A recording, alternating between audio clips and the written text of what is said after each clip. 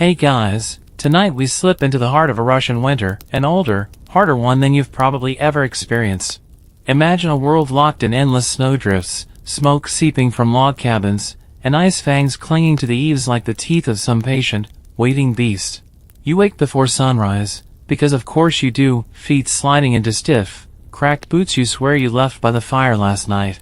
Outside, your breath smokes in the air, and somewhere, from some distant house, the first thread of song floats over the fields, thin and trembling like frost on glass.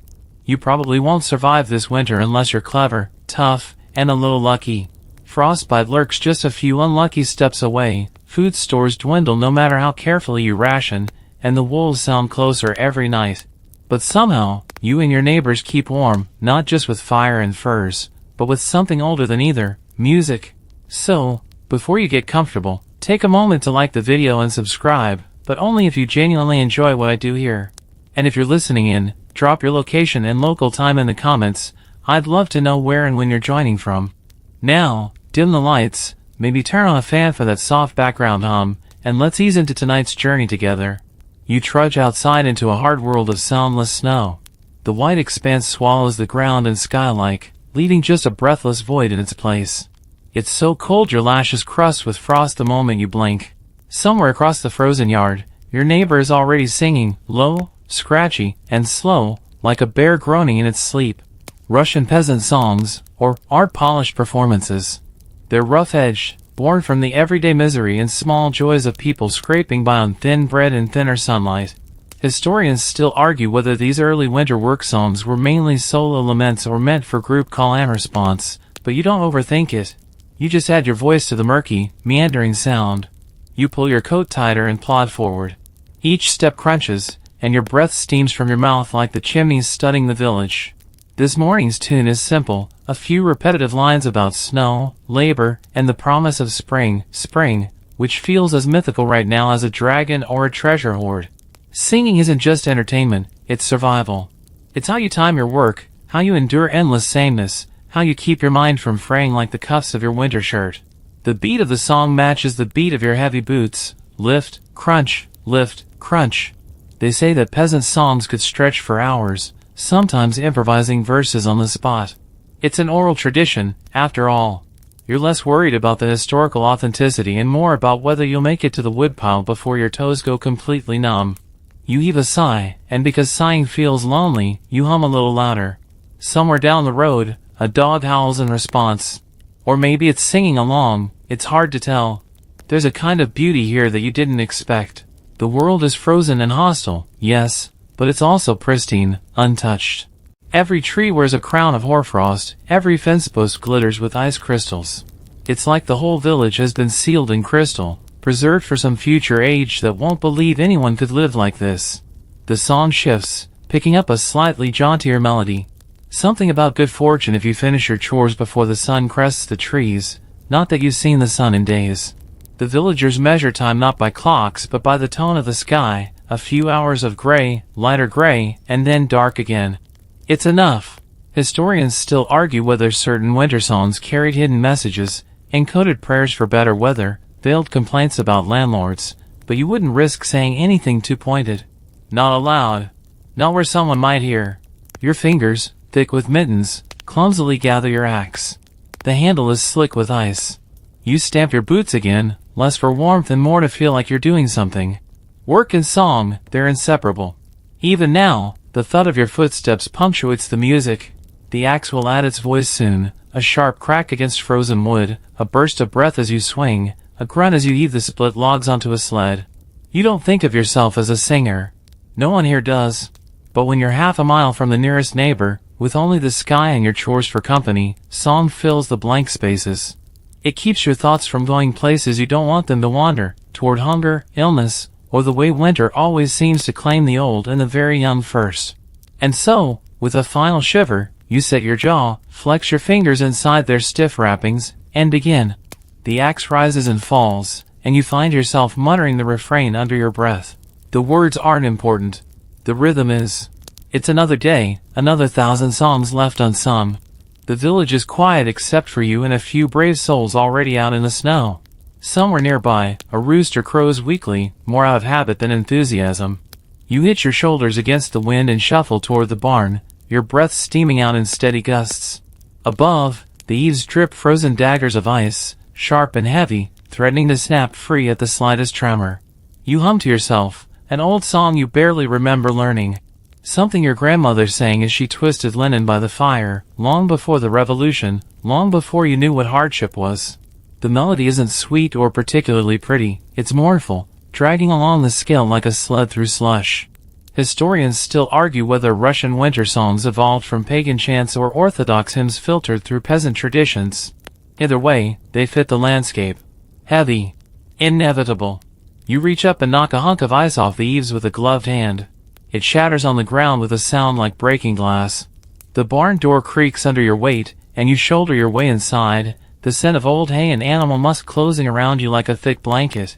Inside, it's marginally warmer. The cows stir in their stalls, tails swishing slowly. You murmur to them, slipping easily from words into the rhythm of the song again. Cows, you've noticed, seem to prefer the slower ballads. Something about the long, low notes settles them. You grab a wooden rake and begin shifting the straw bedding. The movement is methodical, mindless. Perfect for singing. The song cycles through verses about the seasons, each one ending with a sigh about how winter always overstays its welcome. You mutter along, your voice getting a little stronger as your body warms with effort. Historians still debate whether peasants used these songs to secretly pass messages, warnings, gossip, even hints of rebellion, hidden in the lyrics. You like to imagine so. That maybe the right twist of a tune could say what you couldn't, not with the landlord's men sniffing around. As you work, another voice joins yours, a creaky, tuneless whistle. Old Mikhail from next door, probably tending his goats. You can't see him through the slats of the barn wall, but his off-key accompaniment drifts in, scraping against your melody like a rusted saw on old wood. You grin and sing louder. The song is about a lazy boy who tries to marry the village beauty without earning his keep. Predictably, she rejects him, and he ends up cold and alone, a cautionary tale disguised as entertainment. Russian humor leans dark, survival humor, you could call it. Outside, the wind rattles the shutters. You imagine the snow piling up, drifting against doorways and windows, sealing the village tighter with every hour. No one will visit today unless it's an emergency, or unless they've run out of vodka. You finish mucking the stalls and step back outside, dragging the rake behind you. The wind has picked up, flinging fine crystals of snow into the air so they sparkle like ground glass. You squint and pull your scarf higher over your nose. There's a peculiar silence that follows a heavy snowfall, a muffling effect that makes the world feel both closer and infinitely farther away. You lift your voice again, less a song now and more a kind of tonal musing, a way to hear yourself think. The melody catches in the air and seems to hang there, trembling between you and the gray sky. You think about the stories of the domovoi, the house spirits said to live in barns and hearths. Supposedly, singing kept them happy, kept the livestock healthy and the butter churning right. You'd never admit it out loud, but you hum a little extra for the barn spirit's sake. Your boots crunch through new snow as you cross the yard, aiming for the woodshed. The air bites harder here, and you speed up your pace, still singing, still shoving back against the cold with the only real weapon you have. Historians still argue whether these songs survived because they were practical or because they were beautiful. Maybe both. Maybe beauty was practical in a world where winter could last half the year and hope was just another crop to be sown and prayed over. You reach the woodshed and kick the door open, sending a puff of powdery snow swirling inside. The smell of split wood and frozen earth is strong here, grounding you, pulling you back from the edges of whatever grim thoughts had started to creep in. You pile an armload of logs against your chest, the cold leaching through your coat, and shuffle back toward the house. Another song creeps up from the depths of your memory, this one a bit brighter, a bit faster. A spring song. A promise you don't quite believe yet. Your breath huffs in time with the rhythm, 2 steps, 1 breath, 2 steps, 1 breath. A primitive kind of harmony, but it works. At the door, you stomp the snow off your boots, banging them against the threshold. Inside, it's warm and smoky, the fire snapping merrily, defiant against the cold pressing in from every seam and crack. You set the wood down, peel off your mittens, and flex your stiff fingers near the stove.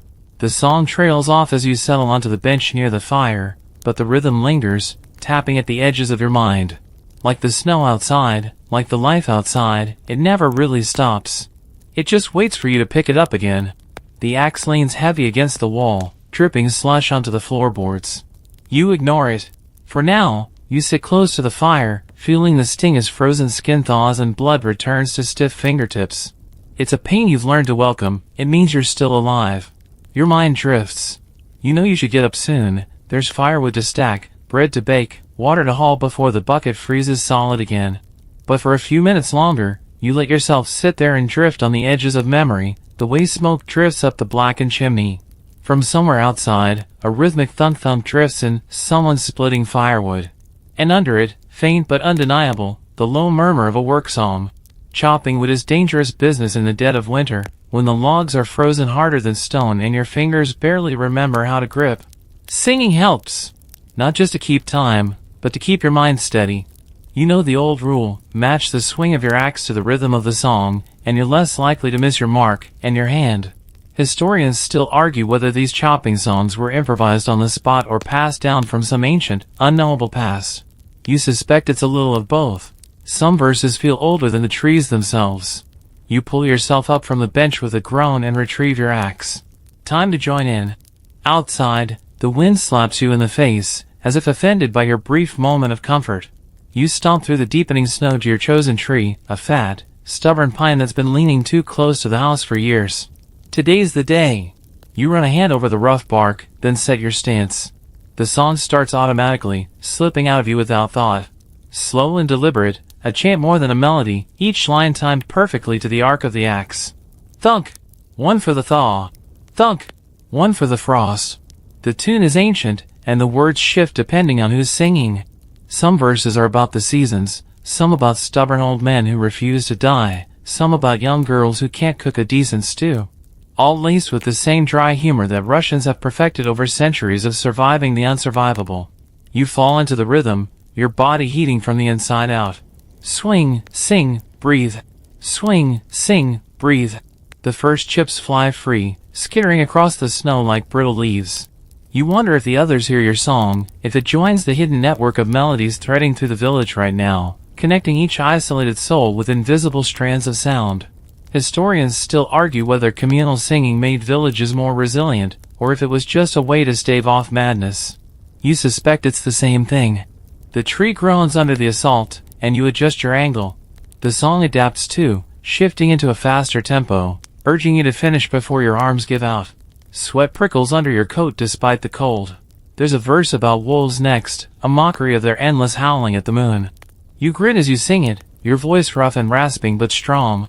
The wolves are smarter than to come near the village during the day, but still, you can't help but glance over your shoulder now and then. Finally, with a final, satisfying crack, the tree gives way. It topples into the snow with a muffled crash, sending up a powdery explosion of white. You stand there, axe in hand, breathing hard, watching your breath fog the air. The song fades on your lips, but you hum a few more bars out of habit as you gather your tools and start the slow, heavy work of limbing the fallen giant. The wood will have to dry for months before it's good for burning, but cutting it now is a small victory, a promise against next winter's cold. The song returns, quieter this time, more reflective. You sing about spring again, about thawed fields and warm rain and the taste of fresh bread. Dreams, all of them, but necessary ones. As you work, you think about the old women who used to weave songs into their spinning, the old men who carved verses into it like secret codes. Songs weren't just background noise, they were currency, memory, legacy. Your grandfather once told you that a man wasn't truly dead until his song was forgotten. Historians still debate whether this idea of immortality through song is a relic of pagan ancestor worship or a Christian metaphor smuggled into peasant culture. You don't bother with the debate. You just keep singing. By the time you drag the first load of wood back to the house, your muscles are trembling, and your gloves are stiff with sweat that's already beginning to freeze. But the fire crackles in the hearth, waiting for you. The song hums in your chest like a second heartbeat. You stamp your boots, shake off the snow, and lean the axe against the wall once more. Tomorrow, there will be more wood to cut, more snow to shovel, more songs to sing. But for now, you let the melody drift away, settling into the warm, smoky air like a ghost of the day's labor. You sit at the rough-hewn table, hands raw and sore, gulping down a thin broth that steams in the cold air. Outside, twilight slips quickly into a velvety darkness, and the only light comes from the trembling fire and a single, sputtering candle stub. It's just enough to push back the shadows gathering in the corners of the room. Your belly's not full, but it's warm, and that's good enough. As you tilt the bowl to get the last of the broth, you hear them, voices, laughter, and the distinct rise and fall of song, carrying faintly from somewhere down the lane. Threshing day. Of all the winter chores, threshing is a spectacle. You remember the first time you were allowed to join, bundled in so many layers you could barely move, armed with a crude flail fashioned from a stick and a bit of rope. The adults made it look easy, but after an hour, your arms ached and your legs felt like wet rags. Still, you loved it. Not for the work, no one loves threshing, but for the music. Threshing songs are different, more playful, more competitive. They're less about endurance and more about proving yourself, showing off clever verses and witty insults disguised as lyrics. Historians still argue whether these songs were rehearsed or improvised, but you know the truth. A good threshing song is half memory, half invention, and all bravado. You pull on your coat and boots once more, groaning as your sore muscles protest. The cold slaps you awake the moment you step outside, but the lure of song and company pulls you down the lane toward the big barn. Snow crunches underfoot, crisp and clean. Overhead, the stars glitter like spilled sugar across a black tablecloth. You hum to yourself, a little ditty about winter's cruelty and spring's broken promises. The barn door stands ajar, and light spills out, golden and smoky. Inside, it's a riot of movement and noise.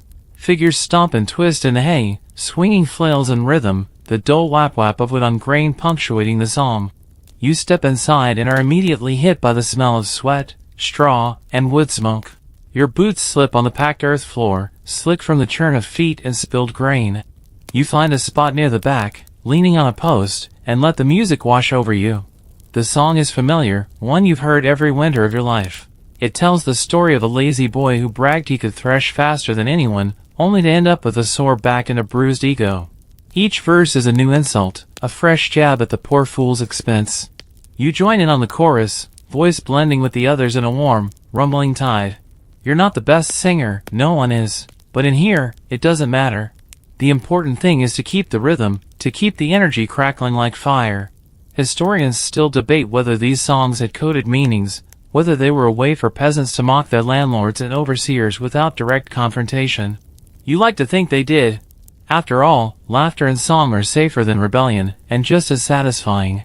The song speeds up, and the thresher in the center stumbles, flailing comically. Laughter bursts from the crowd, and the singer doesn't miss a beat, improvising a new verse about the man's clumsy feet and empty grain sacks. You clap along, feeling the sting of cold air on your cheeks, the warmth of shared laughter in your chest. Threshing isn't just about separating grain from chaff. It's about survival, of food, of community, of sanity. And songs are the glue that holds it all together. The barn echoes with music and mirth, and for a while, you forget the cold, the hunger, the endless winter outside. Here, in this bubble of warmth and light, you're safe. You're part of something bigger than yourself, a chorus that stretches back through generations, linking you to ancestors you'll never meet and descendants you'll never know. The song shifts again, this time to a more solemn tune, an old ballad about a boy lost in the snow, guided home by the sound of his mother singing. It's a favorite, and you feel a lump rise in your throat as you join the others in the slow, mournful refrain. Outside, the wind howls against the barn, but inside, the music holds strong, a fragile fortress against the darkness. Historians still argue whether these songs were more about coping or about resisting. You decide it doesn't matter. Right now, they're about belonging. As the final notes fade, you gather your coat tighter and slip back into the night. The stars are still there, cold and indifferent, but you feel warmer somehow, less alone.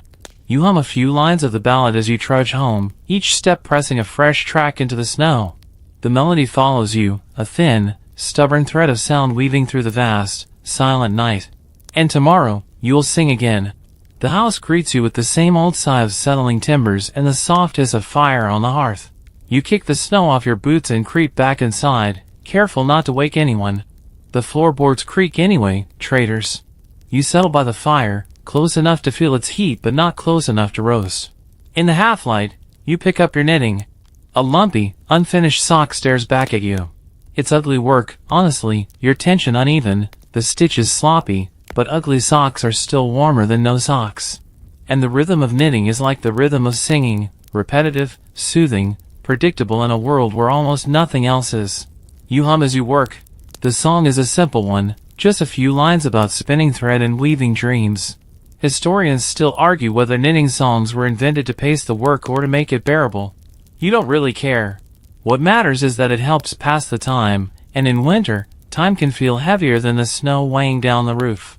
The candle gutters in its holder, throwing wild shadows against the walls. Your ball of yarn rolls a little across the floor, trailing a thin, wobbly line behind it, like the path you made earlier across the snowy yard. You hear a soft shuffle behind you, someone else stirring from their sleep. Your younger sister, half awake, slumps down beside you, wrapping a thin shawl tighter around her shoulders. She's old enough now to help with the work, but she still clings to the comfort of your presence like a kitten clinging to a warm hearthstone. Without a word, she picks up her own knitting, and you both settle into the quiet, clicking needles filling the room. It's not silence, not really. It's a different kind of music. You start a new song, slow and low, barely more than a breath. A lullaby, though you're long past the age when someone sang you to sleep. The words are old, something about geese flying south and bears hibernating deep in the forest. A reminder that even in the dead of winter, life goes on somewhere. Historians still debate whether these lullabies were meant more for the children or the adults. Maybe both. After all, fear doesn't care how old you are. Your sister hums along, her voice thin but steady. Together, your voices weave around the clack of needles, the crackle of fire, the whisper of wind against the shutters. Knitting is slow work. The sock grows by imperceptible degrees, row after row, mistake after mistake. But the point isn't perfection. The point is that when you finish, there will be one more barrier between your skin and the cold.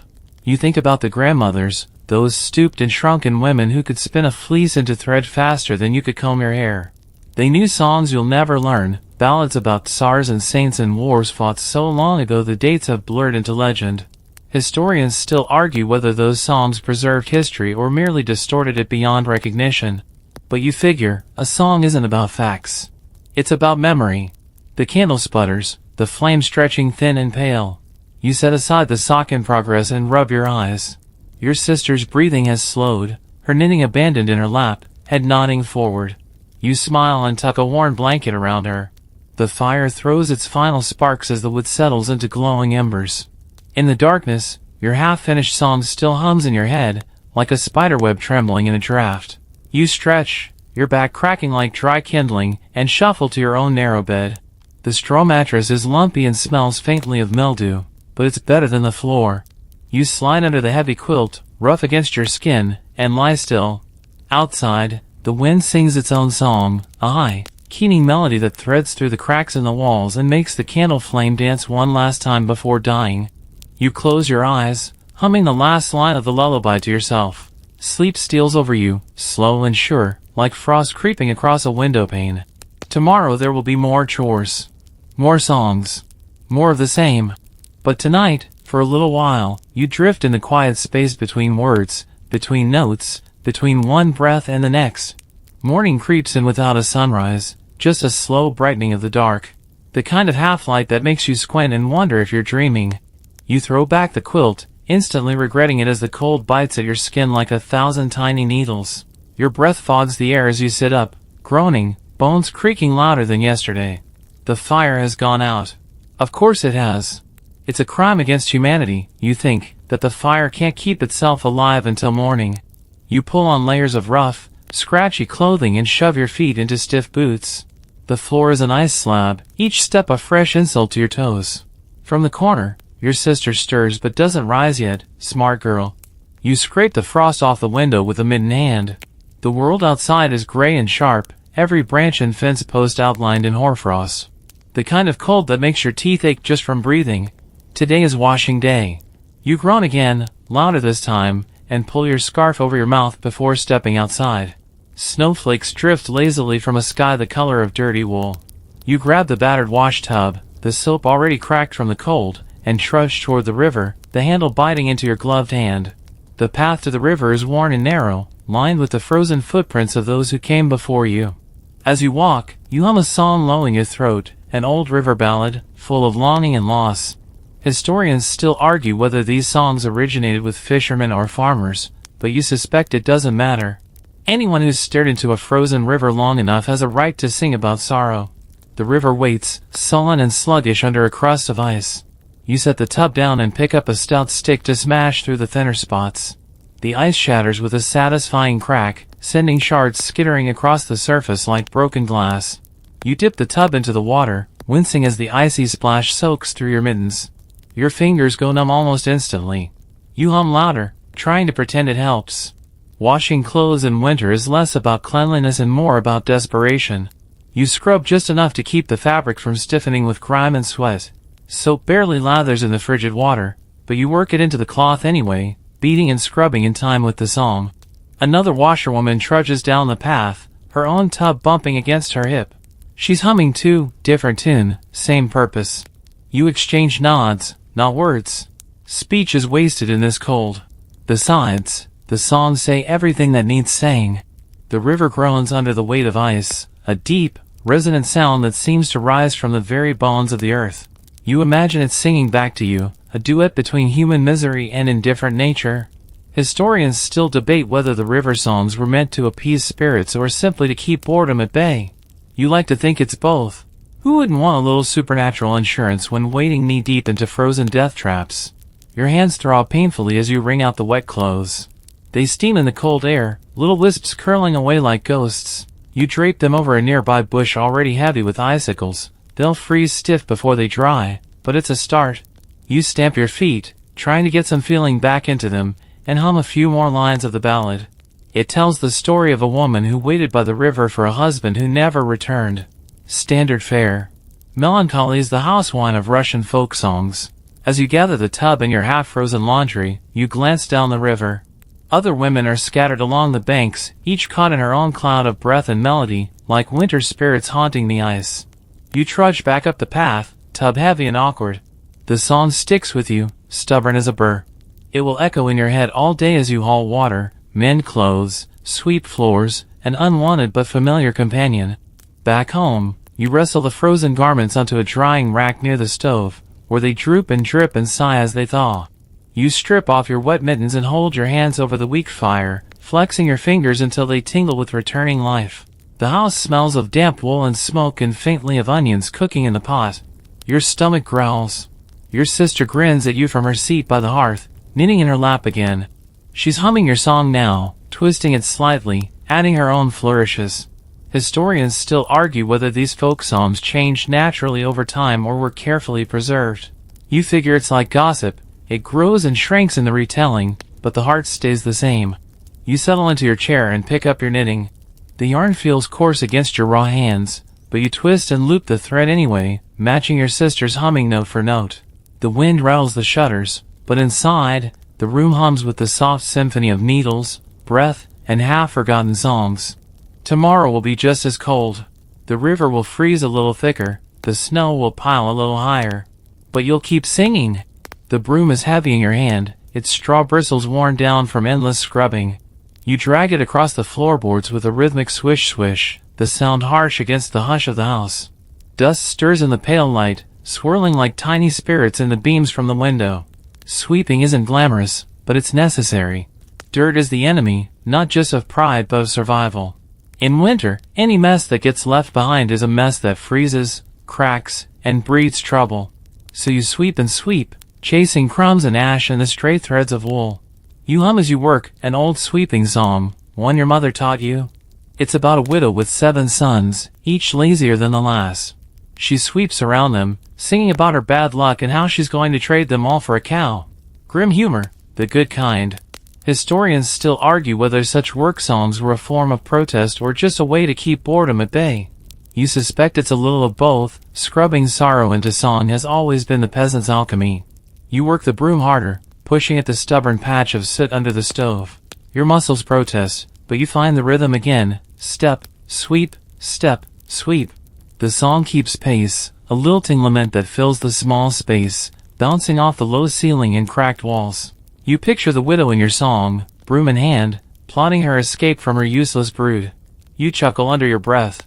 Some days, you wonder if the broom is the only thing holding the world together.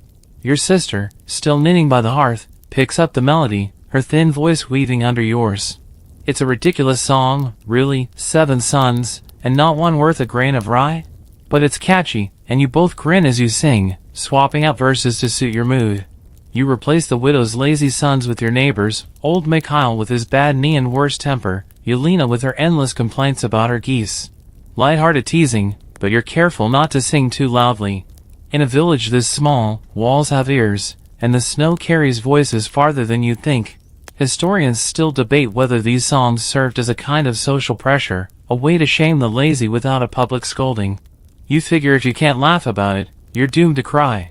The broom sweeps up a pile of debris, dust, bits of straw, a stray button that must have popped off someone's coat. You scoop it into a battered pan and toss it into the fire. The ashes flare briefly, then settle. The house feels lighter somehow, cleaner, even if only a little.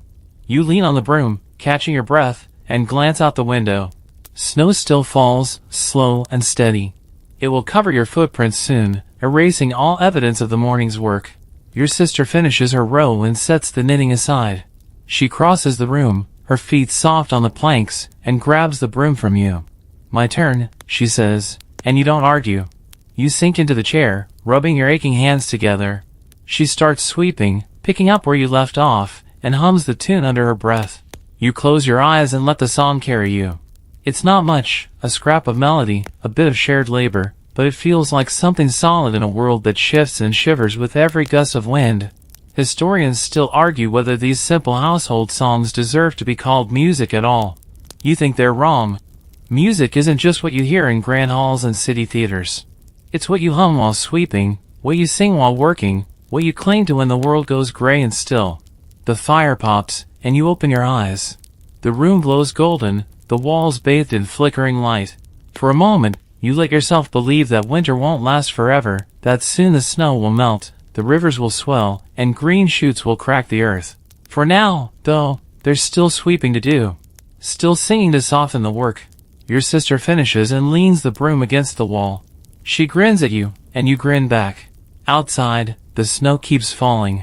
Inside, the songs keep rising. It's enough. The spinning wheel groans as you set it into motion, its old wooden spokes creaking in protest. You settle onto the low stool beside it, feet finding the treadle, hands reaching for the wool. The fleece is coarse and matted, and you sigh. This is the 3rd time you've tried to spin it without snarling the whole mess into knots. You tug gently, drawing out the fibers, twisting them between your fingers as the wheel hums to life. The rhythm is comforting, foot pressing down, wheel turning, wheel twisting into thread. Over and over and over. And of course, you sing. Spinning songs are long and winding, perfect for the slow, careful work. The melody you choose has no clear beginning or end, just a string of verses about clever girls and foolish boys, about wolves in the woods and stars that fall like silver coins. Historians still argue whether these songs carried hidden lessons for young women. Be clever, be cautious, be patient. You think maybe they did. The wheel squeaks and shudders under your touch, but you keep at it, coaxing the yarn from the fleece, inch by stubborn inch. Your voice rises and falls with the rhythm, filling the room with soft, circling sound. Your sister curls up nearby, sewing a patch onto a pair of worn trousers. She hums along, adding a harmony she invents on the spot, off-key but endearing. You smile but don't stop singing. If you do, you might lose the rhythm, and that would mean starting the wool all over again. Foot down. Wheel turns. Wool twists. Voice rises. You think about how many women sat like this before you, mothers, grandmothers, great-grandmothers you never knew. They spun not just wool, but their lives, into thread and song and stories. Historians still debate whether the old tales woven into spinning songs were real events or just wishful thinking embroidered over centuries. You figure it doesn't matter. What's real is the thread between your fingers and the song in your throat. The tune shifts, lighter now, almost playful. A fox tries to trick a farmer's daughter, but she outsmarts him and sends him packing. You chuckle at the thought. Everyone loves a clever underdog, especially when life doesn't give you many wins to celebrate. Your sister joins in on the chorus, and for a moment, the whole house feels warmer, brighter, as if the stove burned hotter or the wind outside had decided to rest. The treadle squeaks, and you realize your foot's slowing. You correct your pace, pressing down harder, keeping the wheel steady. The wool spins tighter, thinner, good thread, strong enough to weave into cloth that will last a season or two. As you spin, you wonder how much of yourself is getting twisted into this thread, your breath, your warmth, your stubbornness. Maybe, somewhere in the future, someone will wear a shirt made from this yarn and feel a little stronger without knowing why. The wheel slows again, this time by choice. You reach for another handful of fleece, massaging it between your palms to loosen the fibers. Your sister, ever eager, pipes up with a new verse about a girl who tricked death itself by pretending to be asleep. A morbid story, but a good one. Historians still argue whether songs like that reflect old beliefs in the power of wit over fate, or if they were just entertainment for long, dark nights. You suspect it's both. After all, wit and songs are about the only weapons you have against winter. You start the wheel again, and the song resumes, spinning out into the smoky air. It coils around the room, tangling with the scent of wood smoke and boiled potatoes, threading its way through the cracks in the walls and the thatch of the roof. Outside, the wind howls, but inside, you are cocooned in a bubble of sound and movement. You finish another length of yarn and wind it carefully onto the spindle. Your fingers are stiff and sore, but you keep going. There's always more to spin, more to sew, more to sing. Your sister sets down her sewing and begins to braid scraps of cloth into a rag rug, her fingers nimble and sure. She hums your melody without thinking, weaving the song into the fabric along with the threads. The candle flickers low, its stubby flame barely holding back the gloom. You sing softer now, voice trailing into the shadows. Foot down. Wheel turns. Wool twists. Another verse, another thread, another night. Tomorrow there will be more wool to spin, more songs to sing, more winter to survive. But for now, there is the steady, patient music of the wheel and the song and the life you are spinning, one careful strand at a time. The cows greet you with plumes of breath, their heavy bodies shifting in the straw as you step into the barn. They are half asleep, steaming in the frigid air, their eyes dull and resigned. You set down the bucket with a soft thud, your boots crunching over a thin crust of frozen muck. You greet each cow in turn with a pat on the flank, murmuring the way your mother taught you. They seem to expect it, leaning into your hands with a low rumble that's less complaint and more a gruff acknowledgement of your existence. You hum as you work. The song you choose is an old lullaby, slow and lilting, meant for human babies but borrowed now for these lumbering, drowsy beasts. Historians still argue whether peasants really sang to their animals or whether this is just one of those romantic myths city folk cling to. You know better. Animals get lonely too. You settle onto the stool and pull the bucket close, your frozen fingers already protesting. The first squirts of milk hit the pail with a sharp metallic sound. The cow shifts but doesn't protest. You keep humming, falling into the rhythm. The song is about the moon. Not the poetic, distant moon of fancy poetry, but the fat, low-hanging winter moon that hangs over the fields like an indifferent eye. The kind of moon that watches you trudge home late at night, unbothered by your aching legs and cold numbed fingers. You glance outside through a cracked board in the wall. The moon is there, just as the song describes. Pale, bloated, trailing a faint halo of ice crystals. Perfect company for a night like this. The cow's tail flicks half-heartedly. You dodge automatically, never missing a beat in the song or the milking. It's all muscle memory by now. Your breath fogs the air in front of you, mingling with the steam rising from the cow's back. The barn creaks in the wind, and the other cows shuffle in their stalls, the sound soft and heavy. You switch to another cow, one with a more stubborn temperament. She's not in the mood tonight, shifting and snorting. You lower your voice, switching to a different song, one your grandmother swore would calm even the most irritable beast. A lullaby mixed with a prayer, really. Pleading for patience, for calm, for milk. Historians still debate whether these songs were purely practical or if there was a superstitious belief that music could bless the milk.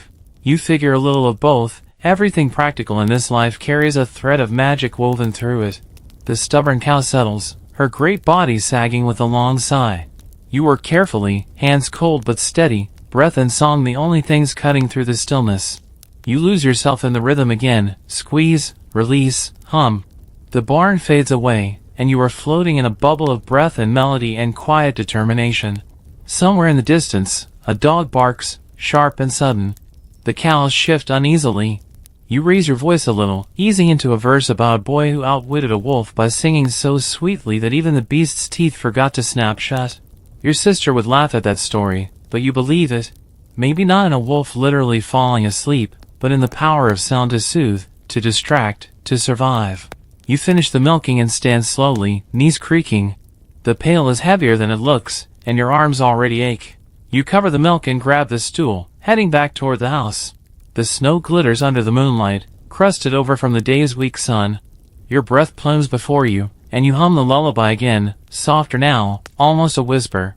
The song follows you across the yard, wrapping around your footsteps like a woolen shawl. The house glows faintly through the frost-covered windows. You stomp your boots on the threshold and step inside, the warmth hitting you like a wave. Your sister looks up from her sewing and grins. She's humming too, your song, picked up from your absence and carried on in the comfort of the house. You set the milk by the stove to keep it from freezing solid and collapse onto the bench with a groan. Historians still argue whether these simple songs ever changed anything. Did they make the cows give more milk? Did they keep wolves at bay? Did they make winter shorter? You don't care. You only know that without them, the nights would be longer, the work harder, and the cold sharper. You lean back, closing your eyes. The house hums around you with quiet life, the crackle of the fire, the whisper of a needle through cloth, the almost imperceptible thrum of song threading through the darkness. Outside, the moon watches. Inside, you sing. The chores are done, or as done as they'll ever be, and the night stretches out, long and hungry. You pull your coat tighter around you and head for the tavern, because what else are you going to do? Sit by the stove and stare at the fire until your eyes dry out? The snow crunches under your boots, brittle and loud in the otherwise still air. Smoke curls from chimneys, thin and uncertain. The tavern is easy to find, even in the dark. Just follow the flicker of firelight and the low buzz of voices leaking out into the night. You stomp the snow from your boots and duck inside. The warmth hits you like a slap, a wall of smoke and heat and humanity.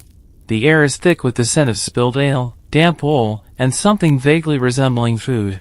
The fiddler is already going, perched on a stool by the fire, boss sawing at the strings with reckless abandon. The song is fast, almost frantic, and you catch yourself tapping a foot before you even realize it. Historians still argue whether these tavern songs were the same as the ones sung at home, or if they were a different breed altogether, louder, rougher, riskier. You suspect they're right. At home, you sing to endure. Here, you sing to forget. You edge toward the fire, nodding at familiar faces. No one's sober, but no one's sloppy drunk yet either. It's the sweet spot of the evening, where the songs are bawdy but coherent, and the jokes are still funny. The fiddler grins, teeth flashing in the firelight, and kicks the tempo up another notch. The song is about a man who traded his wife for a horse, and got the better deal. Everyone knows it. Half the room sings along, shouting the punchlines, laughing so hard some of them nearly topple from their stools. You join in on the chorus, voice rough from the cold, but it doesn't matter. No one's here to impress. You're here to survive the winter one song and one mug of ale at a time.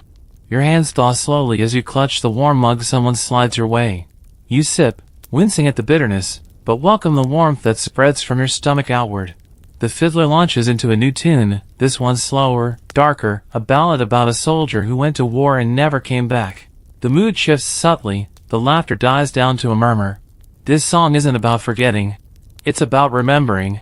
About honoring the ones who didn't make it through the last winter, or the one before that. Historians still debate whether tavern songs served as unofficial histories, preserving events and tragedies that the official record forgot. You believe it. Names fade from memory. Songs linger. You drain your mug and join in, voice low and steady.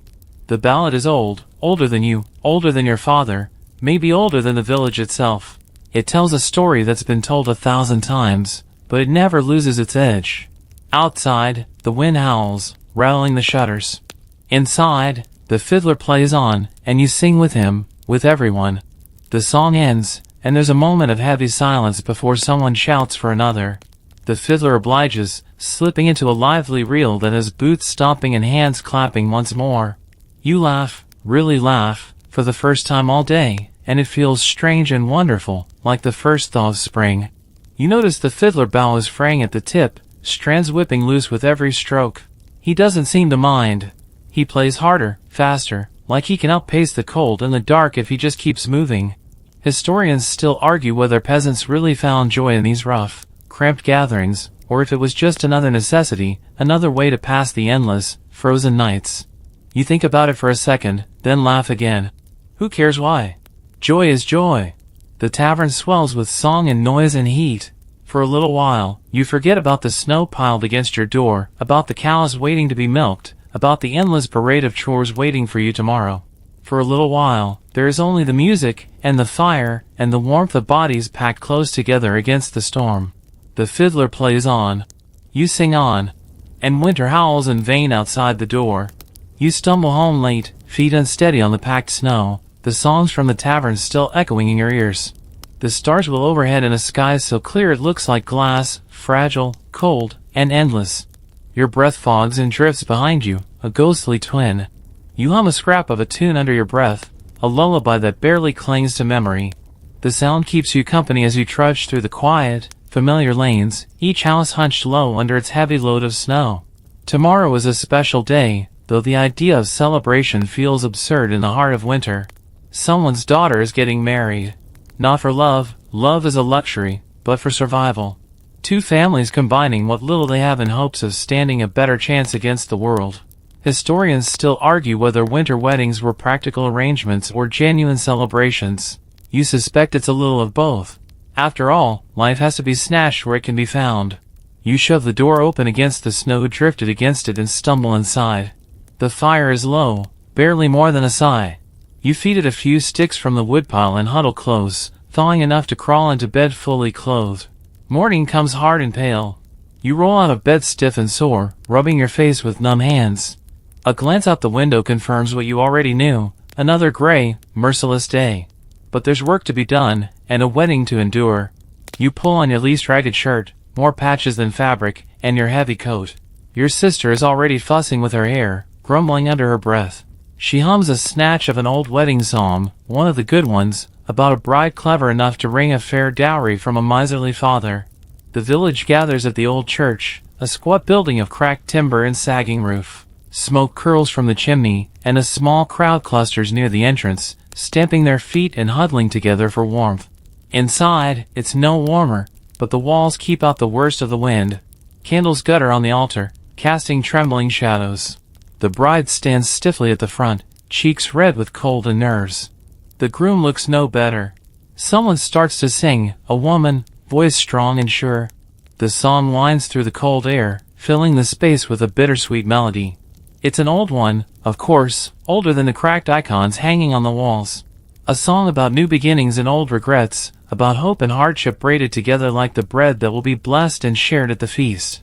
Historians still debate whether these wedding songs were meant to bring good luck or simply to remind everyone present of how hard marriage, and life, was going to be. Probably both. You join in on the chorus, low and steady. The tune is haunting, full of minor keys and mournful cadences. Even at weddings, Russian songs can't quite leave sorrow behind. The ceremony is short. No one wants to linger in the cold. The vows are spoken, the bread is blessed, and the young couple is bundled out the door as quickly as possible, to the cheers and half-hearted claps of the villagers. You follow the crowd to the bride's family's house, where a crude feast waits. Bowls of thin stew, a few loaves of black bread, a small cask of homemade vodka already half empty. You cram into the smoky, steaming room, pressing elbows and shoulders against your neighbors. Laughter bubbles up, brittle but real. The bride smiles shyly, the groom shifts awkwardly. They look terrified. You can't blame them. Someone strikes up another song, this one faster, livelier. A fiddler appears, seemingly conjured from thin air, and the crowd begins to clap and stomp along. You sing, too, voice raw but strong, swept up in a tide of music and movement. The song is a classic, a laundry list of what a good husband should be, strong as an ox, patient as a saint, and as rich as the Tsar. Everyone laughs at the absurdity. Historians still argue whether these songs reflected genuine hopes or bitter jokes. You figure it's both again. Hope and humor are two sides of the same battered coin. The bride's mother passes you a chipped mug of vodka. You nod your thanks and down it in one burning gulp. The warmth spreads slowly, fighting a losing battle against the chill that has settled into your bones. The fiddler plays faster, The singing grows louder, and for a little while, the grim grayness of winter fades under the force of music and shared humanity. You catch the groom glancing nervously at his new wife, and you remember a line from an old wedding song, "May they be like two birch trees, leaning on each other against the storm." It's a pretty thought, even if you know birches snap as often as they bend. The fire sputters, the stew runs thin, the vodka runs out. But the songs go on. The snow crunches beneath your boots again, this time on the well-worn path that winds between crooked cottages and out to the edges of the village.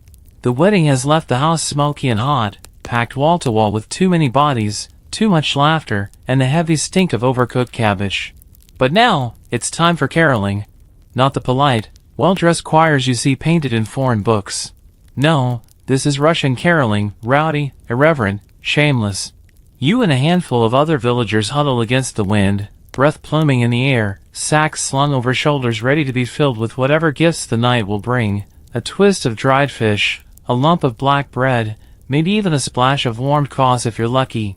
You start the song, a bold verse sung to the rhythm of your trudging feet. It's a tune about bounty and blessings, but sung with a wink. If blessings don't come freely, you're supposed to make a bit of noise and demand them. Historians still argue whether Russian caroling, or kolyadovany, had pre-Christian roots or if it was simply a Christian tradition roughened by peasant hands. You figure it must be both. There's too much old magic in these songs for them to have come only from the church. The first house is dark, the shutters latched tight against the cold and the raucousness of your little troop. You belt out the song anyway, loud and clear.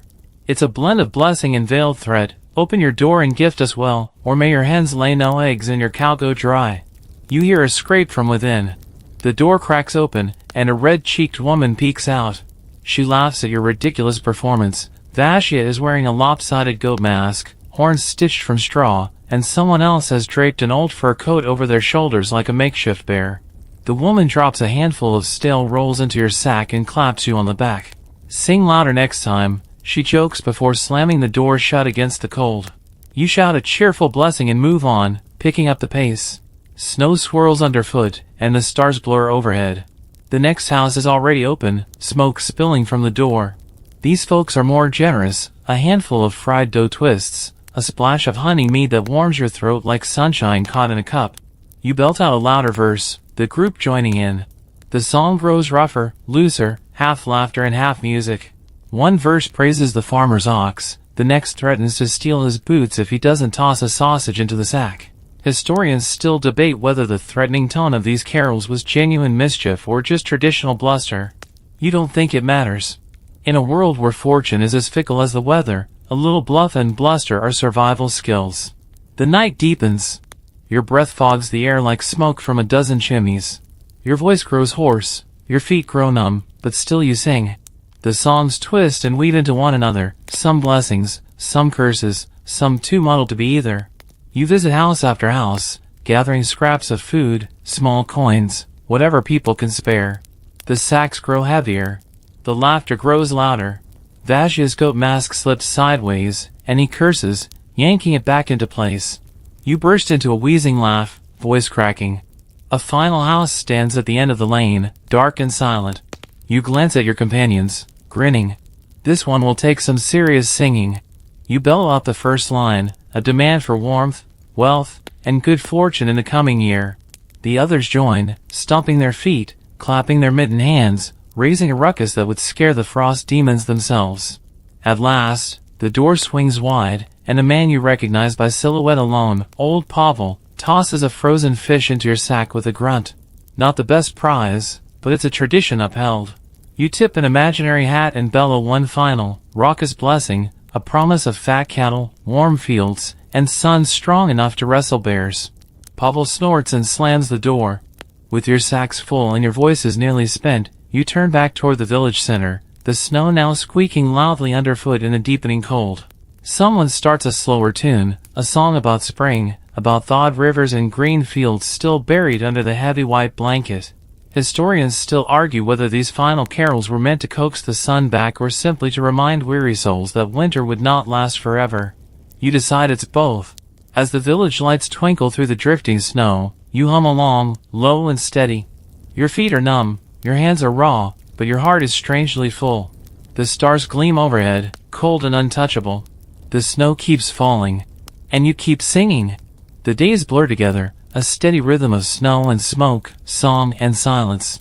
By now, the snow banks are so high they threaten to swallow the smaller cottages entirely, leaving only the chimneys poking through like exhausted sentries.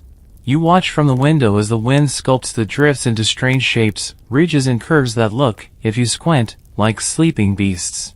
Inside, the house is warm and dim, thick with the smell of damp wool and wood smoke. You sit by the hearth, sharpening a knife on a worn stone, the slow scrape filling the space. Your sister hums as she kneads dough for the day's bread, her hands red and chapped from the cold. It's the season for dreaming. You find yourself singing again, an old, slow song about wheat fields waving under a hot summer sun. It feels like a fairy tale now. You can barely remember what the earth looks like without snow. Historians still argue whether peasants used these winter songs as a way to preserve agricultural knowledge, planting times, harvest rituals, through the long months when the fields lay dormant. You think there must be some truth to it. How else would you remember what color the soil turns when it's thirsty, what shape the clouds take when the rain is good? The song drifts through the house, wrapping around the steady thud of dough against the table, the hiss of the fire, the occasional pop from a log splitting in the heat. It's a slow, rolling tune, easy to get lost in. You close your eyes for a moment and picture it, the wheat stretching to the horizon, thick and golden, the air buzzing with insects, the sun so heavy and bright it feels like it's pressing down on your shoulders. The kind of day when you sweat through your shirt before the sun is halfway across the sky, and the dirt clings to your skin like a second, hotter skin. The song stutters as your voice catches. You clear your throat and keep going. Dreams are delicate things in winter. Your sister joins in on the chorus, her voice soft but steady. The dough squeaks under her hands, stubborn and slow to rise in the cold. Historians still debate whether these summer songs carried secret messages of hope or were just a way to remind people what they were working toward. You figure it's both. Hope's no good unless it's got some weight behind it. You shift in your seat, setting the knife aside. The sharpening's done, but the song still pulls at you. You hum along as you fetch a chunk of wood from the pile and start whittling it down, the shavings curling away like tiny scrolls. The tune swells a little, picking up a slow, swaying rhythm. It tells of the first harvest after a hard winter, of bread baked from the first grain, of dances held under the pale stars of early summer nights. You imagine the village square, dusty and cracked from the thaw, the fiddler perched on a barrel, the girls spinning in threadbare dresses stitched anew for spring. You imagine the sharp tang of fresh-cut hay, the feel of grass under bare feet. But when you open your eyes, there's only the firelight and the snow piling against the window panes. Your sister sets the dough aside to rise and sits across from you, cradling her rough hands in her lap. She hums another verse, a quieter one, about the way the wheat bows under a good breeze, how it bends but doesn't break. Historians still argue whether that's how the villagers thought of themselves, too, bending, never breaking. You think maybe it's just a nice thought someone wrote down after the fact. The song winds down, tapering off into the hush of the room. You listen to the crackle of the fire, the creak of the house settling under its heavy blanket of snow. Outside, the wind picks up, rattling the shutters. Another storm coming, probably. Inside, you sit with the memory of sun-warmed fields tucked tight against your chest. You pick up your knife and the half-whittled wood again. It's nothing fancy, just a crooked spoon taking shape under your hands. But you keep at it, shaving away sliver after sliver. Your sister leans her head back against the wall and closes her eyes, still humming that last, slow verse. You hum along as you work, letting the song settle into your bones. The snow may cover everything now, burying the earth deep and out of sight. But somewhere underneath, you know, the fields are just sleeping, waiting. And so you sing to them. Later that night, after the dough has baked into dense, dark loaves and the fire has burned down to a patient glow, you find yourself at the cradle. Your sister's youngest is bundled so tightly you wonder if he can even breathe under all that fabric and fur, but he's sleeping soundly, his tiny face pink and damp. The cradle creaks under your gentle hand as you rock it, slow and steady, the rhythm as natural as breathing. Outside, the wind keens around the corners of the house, a lonely, hungry sound that makes the shutters rattle and the rafters groan. You sing softly, not the bawdy tavern songs or the sly wedding ditties, but a true lullaby. Low and lilting, the kind that smooths the rough edges off a hard day and promises, even if it can't swear to it, that tomorrow might be just a little better. The song tells of animals that sleep through the winter, bears curled deep in caves, hedgehogs tucked into their burrows, birds that have flown south beyond the snow. It promises the child that while the world is harsh now, it is only sleeping, not dead.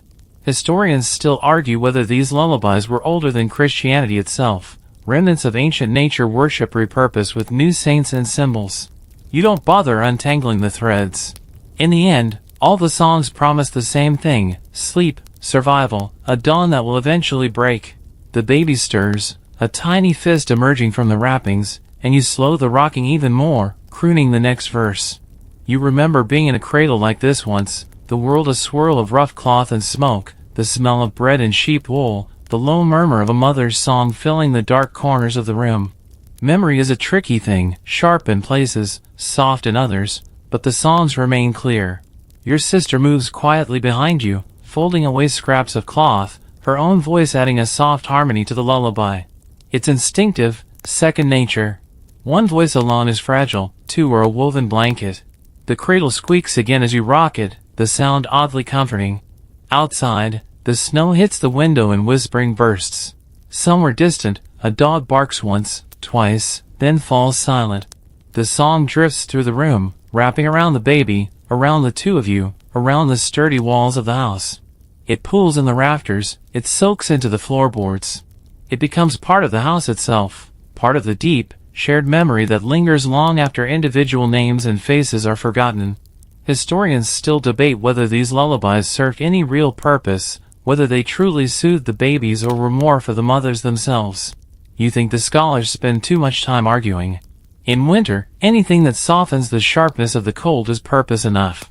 The fire sighs and shifts, sending a final cascade of sparks up the chimney. The cradle slows to a halt under your hand. The baby sleeps on, mouth slack, breath even. You sit for a moment longer, humming the last lines of the lullaby, barely more than a breath now. The song fades slowly, like snowflakes melting against a window pane, disappearing without a trace but leaving behind a quiet warmth. Your sister folds the last cloth and presses a hand to your shoulder as she passes. A small, silent thank you. You watch the fire for a while longer, until the last sparks are just faint red eyes in the ashes. Then you stand, pulling your coat tighter around you. The cold outside will be worse now, deeper into the night, but the thought no longer weighs heavy on you. You hum a scrap of the lullaby as you step outside into the bitter air, the melody trailing behind you like smoke. The snow crunches under your boots. The stars are blurred halos overhead. The wind bites, but you pull your hat low and your scarf high and walk on. The songs, you realize, aren't just for the fields or the animals or even the babies. They're for you, too. A reminder that even in an ice-crusted world, there are things still worth singing about. The next day breaks as a dull smear of gray across the horizon, not so much morning as a slightly lighter version of night. You trudge through the snow toward the communal hall, a sagging wooden building that smells perpetually of old smoke and older cabbage. Today is one of the few bright spots of winter, the evening feast. Not a feast in the way fancy books describe it, no silver platters, no roasted boars with apples shoved in their mouths. Just whatever the villagers have managed to scrape together, stews thick with mystery meat, bread as dense as the floorboards, and the sour tang of cabbage stew that, against all odds, somehow manages to smell worse every year. But it isn't the food that matters. It's the songs. You're already humming as you step inside, the heat hitting you in a wave, carrying with it the smell of smoke, meat, and too many bodies crammed into too small a space. The benches are rough and splintering, the tables scarred from years of knives and spilled drink, but no one seems to notice. Everyone's busy talking, laughing, jostling for a spot near the fire. You find your place at the end of a bench, wedging yourself between Vasya and old Mikhail, whose beard looks like it could house a family of squirrels if he let it. They're already passing around a bottle of something sharp enough to strip paint. You take a swig, coughing as it burns its way down. Someone claps hands, and the talking dies down to a low murmur. The fiddler stands at the far end of the hall, battered instrument tucked under his chin. He draws the bow across the strings, a long, keening note that stretches like the horizon over frozen fields. Then he plays, and the room exhales as one. The song is old, older than anyone here can remember. It tells of heroes who fought with bare hands, of wolves who danced on two legs, of fields that bloomed overnight under the touch of brave girls and clever boys. The kind of song that weaves together the mundane and the magical so tightly you forget where one ends and the other begins. Historians still argue whether these epic ballads preserved real events or were just fancy tales told to pass the time. You think it hardly matters. Real or not, they are true in all the ways that count. The fiddler bow dances faster now, and the hall comes alive. Voices rise in a ragged chorus, not in harmony but in sheer volume. Feet stomp, hands clap, fists pound the tables in time with the beat. Even old Mikhail thumps his mug against the table in rhythm, sloshing sour liquid onto his trousers. You sing too, voice hoarse but steady, adding your thread to the thick, tangled tapestry of sound. The ballad winds on, telling of battles and feasts and long-lost loves. There's a verse about a maiden who challenged death to a riddle contest, and won by asking him how many flakes of snow fall in a single winter. Death, the song says, is still counting. Your sister leans over and adds her voice to yours on the chorus, the two of you shouting the words into the thick air, your laughter mingling with the heat and the smoke. The stew arrives, ladled out into wooden bowls, thick and gray and unidentifiable. You eat anyway, because food is food and hunger doesn't wait for good seasoning. Between mouthfuls, you keep singing, the song winding on without pause, without mercy. The fiddler transitions seamlessly into a new tune, livelier, a reel about a peasant boy who married the Tsar's daughter by convincing her he could plow the sky. Everyone knows the verses by heart, and the room roars with laughter as Vashia mangles the punchline, earning a shower of bread crusts from the nearby tables. Historians still debate whether songs like these were meant to subvert authority under a layer of humor or if they were just wishful thinking dressed up in rhyme. You suspect both are true. After all, in a world where the Tsar's taxes are as heavy as the snow, dreaming of tricking him feels almost revolutionary. The bottle makes another round. You take a sip, then another, feeling the heat spread through you. The songs blur together, one about a woman who wove shirts from nettles, another about a blacksmith who shod the devil's horse, another still about a rooster who crowed so loud he woke the spring. The hall grows louder, the air thicker, and the songs faster. You lose track of how many verses you've sung, how many stomps and claps and shouted choruses have passed. At some point, you find yourself laughing so hard tears freeze on your cheeks, the ballad you're belting out barely coherent, but no one cares.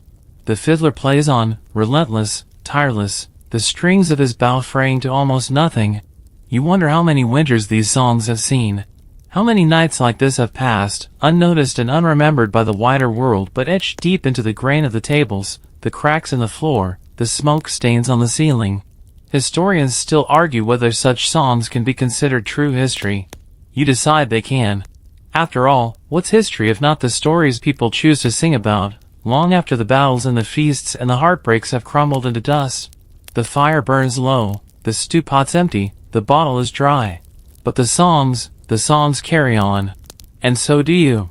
By the time the embers in the hearth have dulled to a sleepy red, most of the revelers have stumbled off into the night, clutching coats tight and humming scraps of melodies under their breath. You linger behind, drawn by the quiet after the storm. Only a few remain, old Mikhail snoring into his beard, a few others nursing mugs of lukewarm brew. But you? You slip outside into the brittle air, where the stars hang heavy and indifferent above the frozen world. The snow glows faintly under the moon, and your boots crunch as you make your way toward the barn. Not for any chore this time, but because you've made a habit of sneaking away at night when the house gets too loud, too crowded, too heavy with everything unsaid.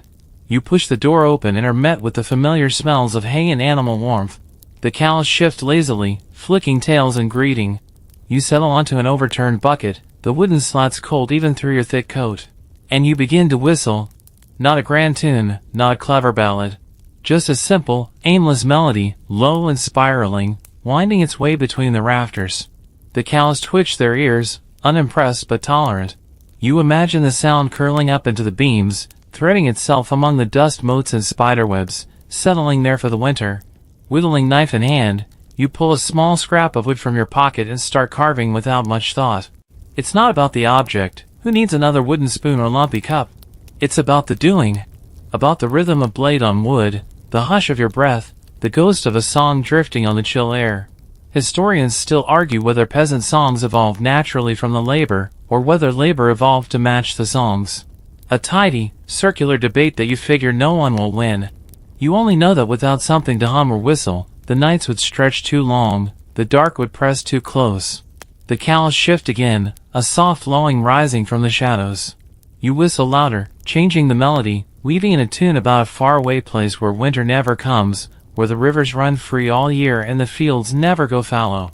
It's the kind of place only a song can take you to. The knife slips against the wood, peeling off a long, clean curl. You squint at your work, half a horse, half a dog, maybe a goat if you're generous with your imagination. No matter. It's the shaping that counts. The wind rattles the barn walls, and the cows murmur restlessly.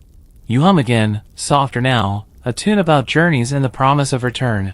A tune about rivers cracking and groaning as ice gives way to flowing water. Historians still debate whether these songs were born from real journeys, pilgrimages, trades, exile, or if they're just the imaginings of people bound by snow and necessity. You think of your uncle, who left one spring and never came back, and figure it's probably both. The cows settle again, lulled by the steady sound. You finish carving, smoothing the rough edges with your thumb. The little figure is squat and ugly, but it feels good in your hand. You set it on a beam beside you, a tiny, misshapen guardian against the night. You lean back, boots propped against the wall, and close your eyes. The song twines around you, not loud enough to ward off the cold, but enough to make it bearable. Enough to make you think, just for a moment, that the dark is not so endless. The barn creaks, and the wind howls, and the snow whispers against the door. But inside, you hum and whistle and breathe, and the winter holds its breath and listens. Morning comes slower now, thick and reluctant, as if even the sun doesn't want to rise into the frozen haze. You squint at the pale light struggling through the window, pulling the quilt tighter around your shoulders. It's holy day today, a day of songs, but not the bawdy or clever kind. You dress slowly, fingers fumbling over buttons and laces stiff from cold and wear. Outside, the air has teeth, biting through wool and fur with savage glee. You tuck your hands into your sleeves and trudge toward the edge of the village, where the old wooden chapel leans precariously against the weight of years and winter storms. The chapel is cold inside, colder even than the barn. Breath plumes from every mouth, wreathing the small space in mist as villagers file in, faces red and raw from the wind. The priest stands near the altar, a stooped figure in heavy robes, the whites and golds dulled by soot and time. There's no fire in here. No candles allowed today. The only light comes from narrow slits in the wall, the kind of gray that makes the world feel carved from stone. You join the others in the pews, heads bowed, hands tucked under arms for warmth. And then, without signal or ceremony, the first hymn begins. No fiddles, no stomping, no laughter. Just a slow, sorrowful rise of voices, thin and cold and clear, climbing into the rafters like breath rising into the bitter sky. You sing, low at first, feeling your way into the melody. It's a song you know by heart. I am older than anyone here, older maybe than the church itself. It speaks of suffering, of endurance, of promises kept in the dark seasons when all else fails. Historians still argue whether these hymns were truly Christian or just old pagan chants refitted with the names of saints and angels. You feel the bones of older songs beneath the words, the same plea for mercy, the same hope that spring will return. The hymn weaves through the chapel, a slow tide of sound that barely disturbs the stillness. You close your eyes and let it carry you, a fragile raft on a sea of frozen silence. The priest drones a prayer, and you mumble along, the words half familiar, half strange. Rituals older than memory. Songs older still. When the prayer ends, another hymn rises, and this one you know better, brighter, though not by much. It speaks of light returning, of life emerging from the frozen earth, of saints who watch over the fields and flocks. You think of the river, sealed under ice, and the fields sleeping under snow, and you wonder if they hear the songs too, if they stir at the sound of voices calling them back to life. Historians still debate whether singing to the earth was a real belief or just a poetic flourish, a nice story for people who didn't have much else to hold on to. You figure belief isn't about proof. It's about singing anyway. The hymn rises and falls, the voices trembling but persistent. You add yours to the frail chorus, willing it to carry just a little farther, to reach the sleeping fields, the silent forests, the hidden streams. Your throat aches from the cold, but you sing on. Everyone does. After the last hymn fades into the rafters, the villagers sit in silence, breath clouding the air. No one moves to leave. The service is over, but leading means facing the cold again, and here, at least, there is the memory of warmth, if not the thing itself. You sit quietly, listening to the wind hiss against the chapel walls. It almost sounds like the earth breathing, slow and shallow, waiting. Finally, someone rises, and the spell breaks. One by one, the villagers file out, shoulders hunched against the cold. You follow, boots crunching over the snow, the hymn still echoing in your ears. Back home, your sister is stirring the fire, coaxing it to life. She looks up and gives you a small smile. You nod, shedding your coat, and sit heavily by the hearth. The house is warm, or at least warmer than the chapel. You thaw slowly, hands extended toward the flames, still humming the hymn under your breath. Historians still argue whether these songs ever truly changed anything, if they could bring the spring faster, make the crops grow stronger, protect the lambs from late frosts. You figure it doesn't matter. Songs aren't spells, they're promises. And in winter, promises are everything. The days lengthen by minutes now, but you'd never know it. The sky still presses low, a heavy blanket of gray that smothers any hint of spring. You pull your shawl tighter as you join the rest of the villagers trudging toward the clearing at the edge of the woods, where the ritual will take place. Today is no ordinary day, it's the mock funeral for winter. A ridiculous, wonderful custom where you bury or burn some poor straw effigy, hoping to trick the seasons into shifting. Historians still argue whether the ritual has pagan origins or if it was just invented one miserable winter when someone finally snapped. You don't care. You're just glad for the excuse to gather and sing something a little more defiant. The clearing is thick with snow, but the villagers stomp it down, laughing and joking as they move. In the center, someone has already set up the corpse, a sad, lumpy figure stuffed with straw and dressed in the rags of a scarecrow. Someone even gave it a face, a crude smudge of coal for eyes, a crooked mouth stitched with black thread. You join the circle forming around it, humming the familiar chant that starts this ridiculous, serious business. It's a dirge, but a silly one. The verses lament winter's endless rule, its frozen breath, its iron grip on the earth. The chorus, however, gleefully predicts its doom. The song's been changing for as long as you can remember. Some years winter's a cruel old man, others a jealous hag. Today, someone's added verses about winter being too fat from sitting around drinking other people's vodka. You grin. Everyone joins in louder for that one. You shuffle around the effigy, stamping your feet in time to the music, breath pluming in the air. The song spirals upward, growing louder, messier. Laughter bursts up between verses, rough and warm. The effigy wobbles dangerously, a gust of wind catching its ragged coat. You half expect it to bow mockingly before falling. Instead, it stands stubborn and stupid, just like winter itself. A boy lobs a clump of snow at its head, it sticks with a dull plop, and the crowd erupts in laughter. Someone else steps forward with a torch. The straw crackles and hisses as the flames lick up its side. The singing doesn't stop, not even when the effigy catches fully, burning bright against the dull afternoon sky. You sing louder, voices clashing and tangling as the flames roar. The song mocks winter's weakness now, its melting grip, its inevitable retreat. Historians still debate whether these rituals were meant to influence the seasons or simply to give people a sense of control over their helplessness. You figure it's both. Sometimes just pretending you have power is enough to survive. The straw man collapses in a heap of ash and smoke, and the cheering drowns out the final chorus. You stamp your feet again, but this time it's not just against the cold, it's celebration, protest, defiance. The smoke rises into the sky, dark and curling, and for a moment you imagine it carrying your songs and laughter straight to whatever gods or spirits or cosmic forces govern such things. The crowd disperses slowly, lingering in little knots of chatter and laughter. No one wants to leave first. Leaving first might jinx the spell, might tempt winter to hang on tighter. You drift toward the woods, humming the chant's last line under your breath, sleep, old winter, and do not wake. Your boots sink into the snow, and the cold nips at your cheeks, but you don't mind. There's a stubborn spark of warmth inside you now, fed by fire and song and a little foolish hope. You find a half-buried log near the edge of the trees and sit for a moment, watching the smoke curl and fade. The air is still bitter, but the wind carries a different scent now, something sharper, cleaner. Maybe it's your imagination. Maybe not. Historians still argue whether the villagers truly believed these rituals worked, or if they just needed to believe in something. You hum to yourself and decide it doesn't matter. Belief is as real as the breath in your lungs and the song on your lips. The sky presses close, heavy and unmoving. The snow lies deep and undisturbed. But underneath it all, you're sure the earth is listening, waiting. And so you sing. The snow begins to change. It's a subtle thing at first, the way the crust on the drifts softens, the way your boots sink a little deeper with each step.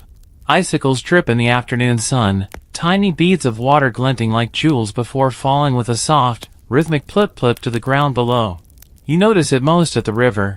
Where once a thick, unbroken crust of ice reigned, now there are hairline fractures spidering across the surface. If you listen closely, and you do, crouched low with the frost crackling under your knees, you can hear it. The groan and shift of water straining against its frozen prison.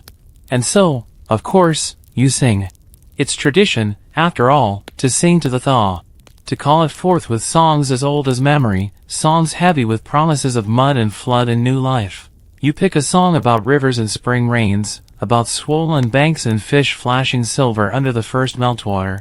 The melody is smooth and winding, like a river carving through stone, and you hum it low and steady, offering it to the cracking ice. Historians still argue whether these spring songs were meant to hasten the thaw or simply to mark its arrival. You think about how the earth must feel, trapped and suffocating under months of ice, and figure, maybe a song is just a way to say, we're still here, we're waiting for you. You glance over your shoulder. Others have come too, trickling down the paths between the houses, drawn to the river like crows to a bright trinket. They bring their own songs, some bright and hopeful, some plaintive, others boisterous and impatient. Your sister arrives, her scarf wrapped tight against the lingering cold. She doesn't say anything, just settles beside you and starts singing the old river song you both know, the one about the ice cracking open like an egg and the waters spilling free, rushing and tumbling and laughing their way to the sea.